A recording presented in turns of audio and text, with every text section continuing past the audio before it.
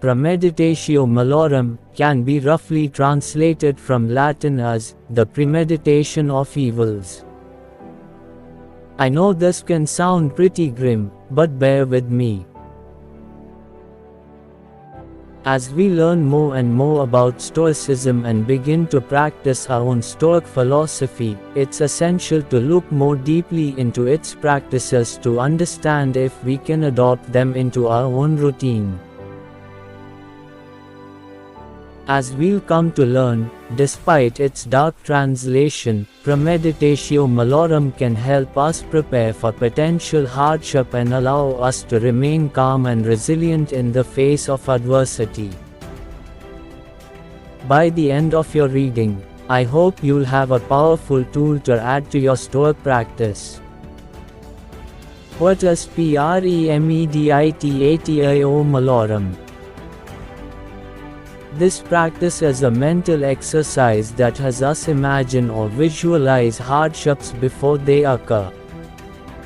This can be the loss of a possession, a relationship, or a loved one, financial trouble, conflicts with people in your personal life or at work, hard decisions that need to be made in the future. The goal of the practice isn't to prematurely or unnecessarily make us feel pain or sadness. It's to put ourselves in positions of hardship so that we can better react to them when, or if, they do occur. Where did Premeditatio Malorum originate? The practice seems to have taken root in the work of Roman Stoic philosophers. The three most prominent Stoics, Seneca, Marcus Aurelius, and Epictetus, all advocate for the visualization of potential hardship as a method of building emotional resilience and mental fortitude. Seneca himself wrote, "What is quite unlooked for is more crushing in its effect, and unexpectedness adds to the weight of a disaster." The fact that it was unforeseen has never failed to intensify a person's grief. This is a reason for ensuring that nothing ever takes us by surprise. We should project our thoughts ahead of us at every turn and have in mind every possible eventuality instead of only the usual course of events. Seneca, Letters from a Stoic, Letter XCI. We can see here that Seneca is writing to his friend Lucilius, explaining that hardship, when experienced as a surprise, is more damaging to us than when it is expected. Therefore, we should project our thoughts ahead of us, and premeditate hardship so that we are better able to manage it when it comes. From the work of Epictetus, in chapter 5 of the Discourses, we find, "Is he, a wise and good man, surprised at anything which happens, and does it appear new to him? Does he not expect that which comes from the bad to be worse and more grievous than what actually befalls him? And does he not reckon as pure gain whatever the bad may do which falls short of extreme wickedness? Such a person has reviled me. Great thanks to him for not having struck you. But he has struck me also. Great thanks that he did not kill you." He goes on to say, "For when did he learn or in what school that man is a tame animal, that men love another, that an act of injustice is a great harm to those who does it? Since then he has not learned this and is not convinced of it, why shall he not follow that which seems to be for his own interest?" How to practice Premeditatio Malorum. There are a number of ways we can add the practice into our own lives, whether it's included in a Stoic journal or a sitting meditation. For this example, I'll use sitting meditation because it's what I do and I find it the most useful way to add it to a daily Stoic routine. However, if you prefer to write or think and walk, this can be modified to fit your preference. The process: find a quiet spot. Choose a space where you can relax without distractions for around 5 to 10 minutes. Deep breathing. Close your eyes and take a handful of deep breaths, paying close attention to the feeling of air flowing in and out.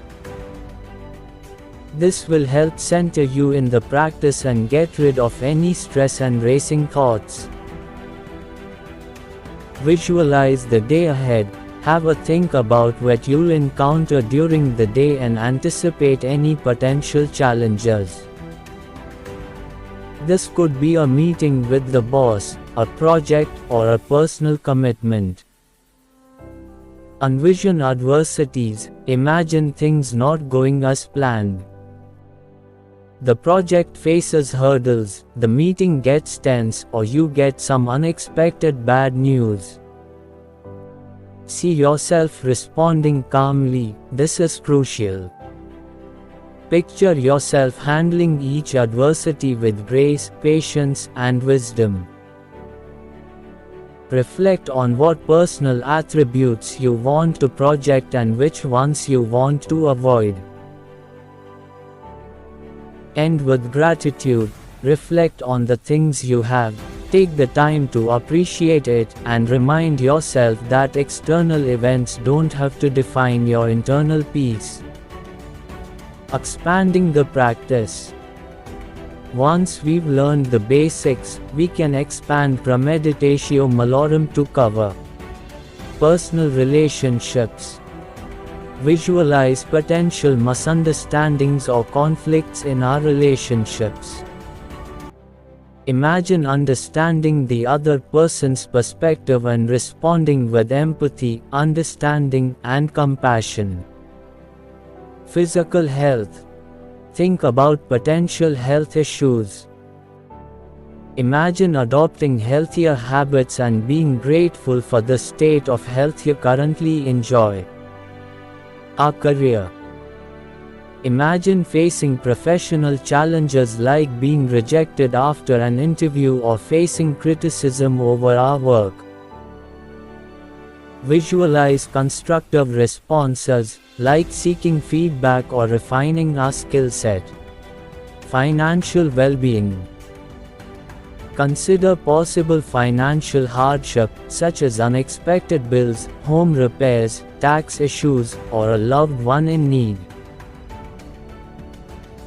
Visualize proactive action, like an emergency fund or listening to an ebook on financial management. As a side note, How to Own the World by Andrew Craig is fantastic. Conclusion. Practicing Premeditatio Malorum isn't about deliberately making ourselves feel bad by visualizing negativity in our lives. It's about preparing ourselves for the uncertainties of life and preventing surprise hardships from destabilizing our peace of mind. When we confront our fears and worries head-on, we take away their mystery and some of the unknown.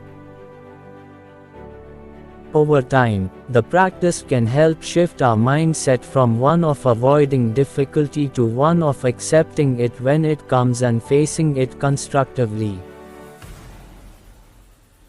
Remember, the aim isn't to anticipate every twist and turn of life, an impossible task, but to develop a resilient mindset that can handle life's inevitable challenges.